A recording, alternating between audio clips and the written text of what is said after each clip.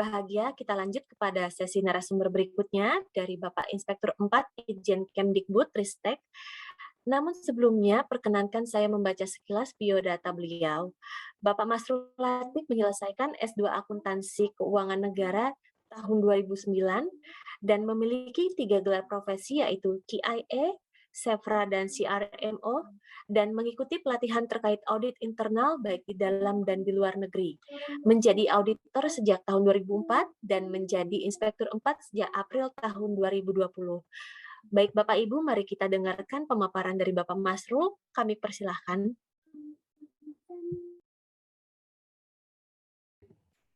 Terima kasih Mbak Romanti. Bismillahirrahmanirrahim. Assalamualaikum warahmatullahi wabarakatuh. Waalaikumsalam. Yang saya hormati Pak Dr. Daryanto, ini luar biasa, guru saya, mentor saya, ya guru kehidupan beliau ini. Saya selalu bilang seperti itu kalau jumpa dengan beliau. Karena tentu masih lekat dalam ingatan kita ya ketika beliau menjadi pimpinan kita. Tadi sudah beliau paparkan bagaimana gaya kepemimpinan beliau yang menyukai hal-hal yang rileks ya, yang non formal daripada yang formal, serius tapi santai, sersan Mbak. Nah, mungkin kita juga masih ingat, mohon maaf nih Pak Daryanto, bukan bermaksud memuji ya, ketika di antara rekan-rekan kita di kantor ada yang kedukaan, pasti beliau itu selalu, kalau tidak ada halangan, pasti beliau hadir takziah, bahkan mengantar sampai ke liang lahat. Bahkan ketika ada salah satu OB kita ya di lantai 3 kalau saya tidak salah itu yang meninggal, beliau itu sampai turun ke liang kubur. Jadi luar biasa kepemimpinan yang patut kita teladani. Dan alhamdulillah hari ini saya senang sekali bisa bertemu lagi. Sehat ya Pak Daryanto, mudah-mudahan selalu sehat Pak. Nampaknya energi Bapak lebih fresh daripada saya nih, meskipun usia Bapak lebih tua. Ya, alhamdulillah. Dan alhamdulillah terima kasih Pak Harsono yang sudah memberikan kesempatan saya untuk ikut berdiskusi di acara ini. Dan yang saya hormati Pak Ses, Pak Subiantoro, dan teman-teman para auditor maupun para anggota SPI dan juga narasumber lainnya, Pak Dr. Witarsa, ini rekan saya. Dan sekarang saya ada di Pontianak juga Pak, di home base-nya Pak Witarsa nih, Pak Dr. Witarsa. Ya. Jadi hanya berpisah tempat saja, kita ada di satu daerah. Alhamdulillah Pak Darsono, Pak Harsono ini teman seangkatan saya Pak. Salah satu teman seangkatan saya, kita masuk tahun 88 Pak, kita ini angkatan boleh dibilang angkatan pejuang ya, karena waktu itu kita masuk mengisi formasi SMA Pak dan SMK. Jadi kebanyakan dari kita ini mohon maaf seperti yang disampaikan oleh Pak Harsono tadi, memang orang tua kita pada waktu itu hanya mampu menyekolahkan sampai tingkat SMA. Jadi ketika SMA kita dilepas untuk cari kerja dan kemudian mengembangkan diri, meningkatkan pendidikan secara mandiri. Dan alhamdulillah saat ini, dan salah satu keistimewaan Pak Harsono memang gemar menulis beliau. Dan beberapa kali kami pun sering bertukar pikiran ya terkait hal-hal yang menjadi topik trending topik di suatu masa begitu. Dan saya juga termasuk yang hobi menulis pada akhirnya, dan saya rasa apa yang digagas oleh Pak Harsono ini, gerakan auditor menulis adalah gerakan yang sangat relevan ya dengan profesi kita sebagai seorang auditor, di mana salah satu poin peningkatan karir kita yaitu ditunjang dari perolehan angka kredit, dan salah satu komponennya adalah pengembangan profesi yang berupa di antaranya adalah menulis makalah ya, buku, artikel dan lain-lainnya. Dan saya sendiri termasuk yang diuntungkan manakala kita menjadi fungsional ya, pejabat fungsional auditor contohnya, maka ada satu keuntungan yaitu apabila kita dapat mengumpulkan angka kredit dalam waktu cepat ya, dengan waktu yang dipersyaratkan, maka kita bisa naik pangkat lebih cepat. Dan saya alhamdulillah termasuk yang memanfaatkan keuntungan itu. Jadi saya mungkin nanti dikonfirmasi saja sejarahnya. Tapi saya merasa mungkin saya satu-satunya auditor di Itjen yang naik pangkat 2 tahun sekali di golongan 3.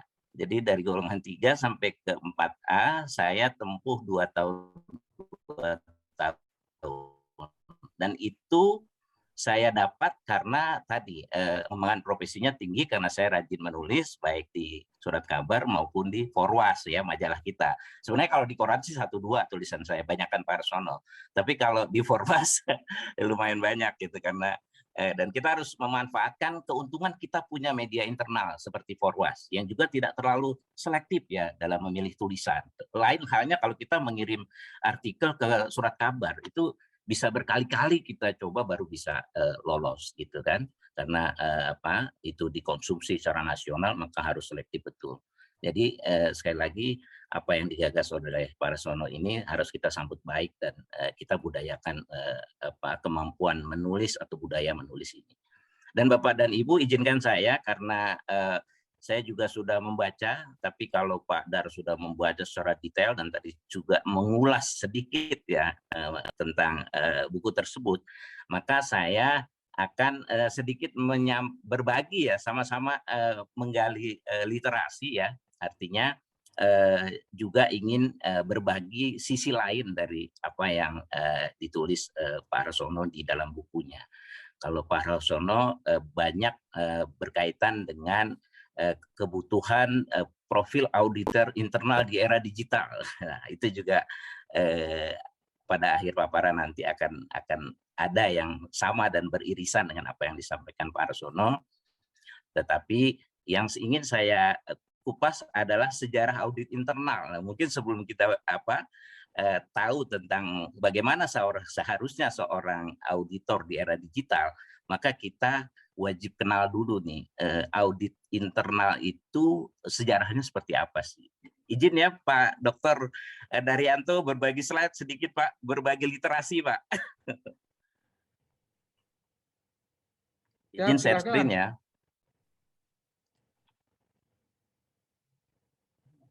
Sudah bisa Pak Inspektur? Ya. Sebentar.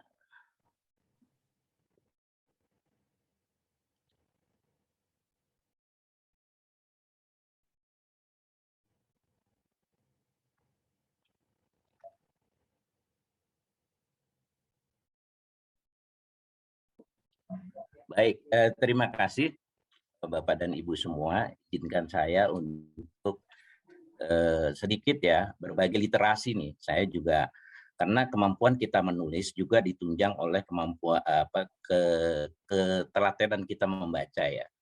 Hobi membaca ya itu akan menyebabkan kita akan bagus dalam menulis maupun dalam berbicara. Jadi menurut saya seseorang bisa menulis apabila dia rajin membaca. Nah, ini saya ingin berbagi nih bacaan sebenarnya. Jadi bukan konsep yang saya gagas sendiri, tapi berbagai sumber ya yang saya refer ya untuk menyampaikan paparan ini. Mas Bayu, ini kok diem sih dia? Salah slide ya, bentar mohon maaf. Nah, kita tutup dulu.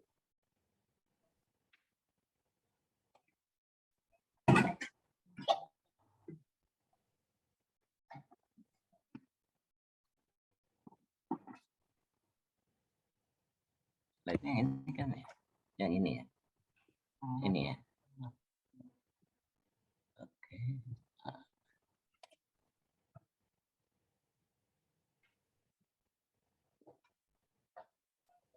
Baik, Bapak dan Ibu, saya ingin berbagi tentang ya sejarah pertama, kemudian pergeseran fokus dan sifat audit internal ya sebagai bagian dari perubahan paradigma audit internal.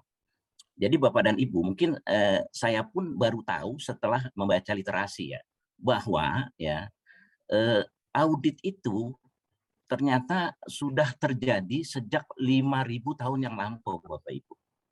Jadi 3.000 tahun sebelum Masehi, ya, tepatnya di zaman Firaun, ya, di peradaban Mesopotamia pada waktu itu di kerajaan Mesir kuno, ya, itu ada sebuah penemuan sejarah ya berupa tablet yang isinya itu ya bertuliskan angka-angka ya, dan di sisi angka-angka itu terdapat lambang-lambang, ada yang berupa kotak ya, kemudian ada tanda silang ya, dan ada tanda titik, belum ada contreng V, belum.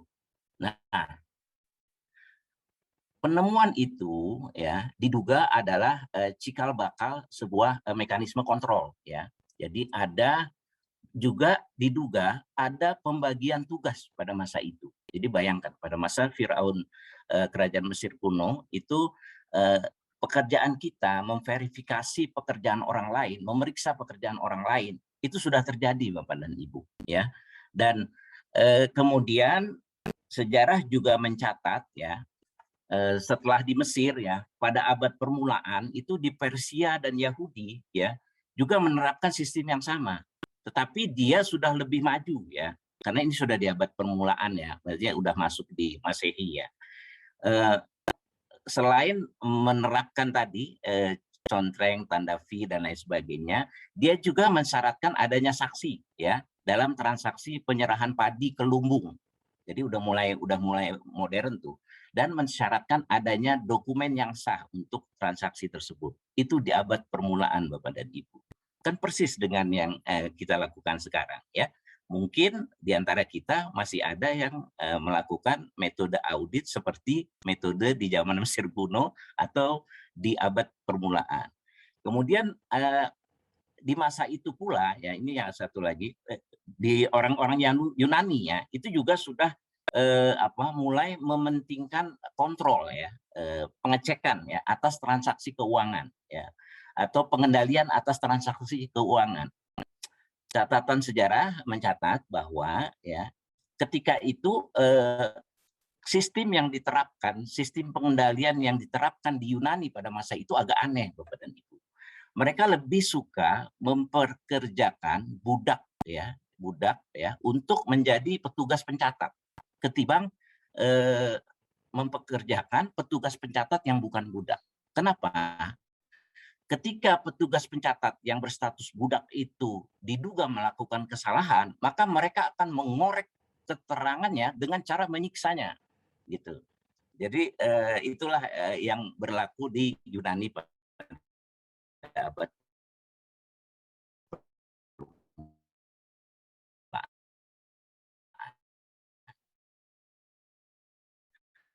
Nah, seluruh Masehi sampai dengan mungkin saat ini sebagian dari kita masih melakukan itu fokusnya atau penekanannya adalah pre-performance ya, atau kita memastikan catatan petugas lain ya, kesesuaian ya catatan petugas lain, itu yang disebut dengan pre-performance. Nah makanya sifatnya ya itu adalah watchdog, artinya mencari atau menemukan kesalahan gitu dari pencatatan orang lain.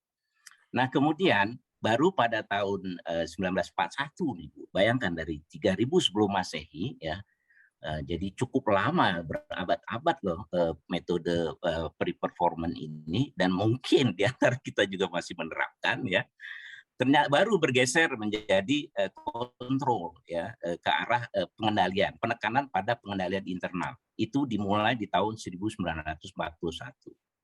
Nah, ini juga mohon mulai izin Bapak, waktunya 5 menit lagi, mohon izin. Oke. Ya.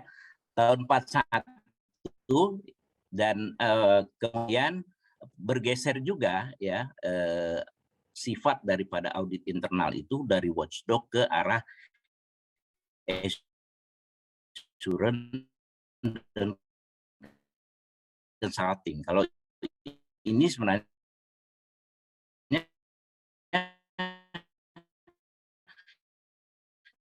dimulai di tahun 7 mulai dikenal dengan quality assurance ya sebagai katalis ya, dan penekanannya ada pada risiko. Makanya saat ini auditor dituntut wajib untuk dapat mengenali risiko-risiko auditi ya, agar kita dapat memberikan solusi atau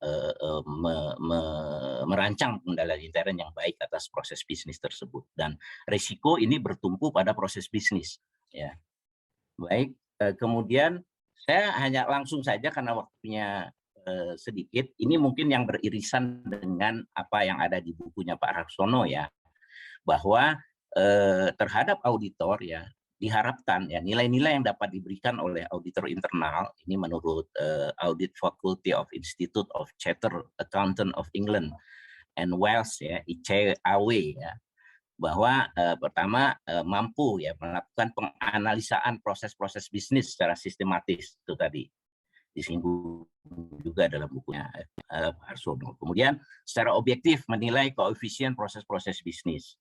Ya, jadi kita harus tahu tusinya audit yang mau kita audit. Jangan sampai kita nggak tahu. Kita kenal kegiatannya gitu kan. Syukur kita tahu risiko-risikonya. Kemudian secara independen melaporkan penemuan-penemuan. Ini juga sudah bergeser sekarang. Sudah tidak lagi sekedar menilai ya auditor sekarang itu, tetapi lebih juga memberikan tadi consulting ya, memberikan nasihat sebagai trusted advisor ya, penasehat yang terpercaya, sehingga jika itu dapat diperankan, kehadiran auditor itu menjadi dirindukan, bukan dijauhi. Kemudian mampu menunjang tersebarnya praktek-praktek terbaik organisasi secara luas. Nah, untuk itu ya kompetensi yang wajib dimiliki auditor internal ini juga dari literasi yang saya baca. Yang pertama ada juga di buku Pak Harsono kemampuan untuk sebagai strategic skill ya, kemampuan strategik. Jadi mampu menerapkan visi dan misi, mampu mengarahkan audit untuk mencapai visi dan misinya. Kemudian juga yang penting adalah kemampuan interpersonal skills. Ini juga bagian dari komunikasi tadi. Kalau Pak Subiantaro tadi bilang sebanyak menulis sedikit bicara juga diperlukan pada saat kita melakukan wawancara ya. Kan di proses audit ada interview dan lain sebagainya. Makanya interpersonal skill ini atau kemampuan komunikasi menjadi penting. Kemudian prinsip-prinsip manajemen tentu saja ya, manajemen secara umum bukan cuma akuntansi tapi manajemen secara umum juga wajib dikuasai oleh seorang auditor. Kemudian IT ya, information technology tentu saja di era sekarang ini menjadi penting, dan yang terakhir adalah akuntansi ya. Dan sebagainya memahami tentang basic-basic akuntansi. Saya rasa itu yang bisa saya sampaikan. Sekali lagi luar biasa apa yang di bukunya Pak Harsono nih. Mudah-mudahan kita juga ketularan nantinya bisa nulis buku dan bisa diakui buku itu untuk diterbitkan secara luas. Terima kasih. Mohon maaf atas segala kekurangan Pak Daryanto. Mohon maaf sekali lagi Pak Ses. Assalamualaikum warahmatullahi wabarakatuh. Waalaikumsalam warahmatullahi wabarakatuh. Terima kasih Pak Inspektur. Baik, terima kasih atas pemaparan dari Bapak Inspektur 4 Itjen Kemendikbudristek.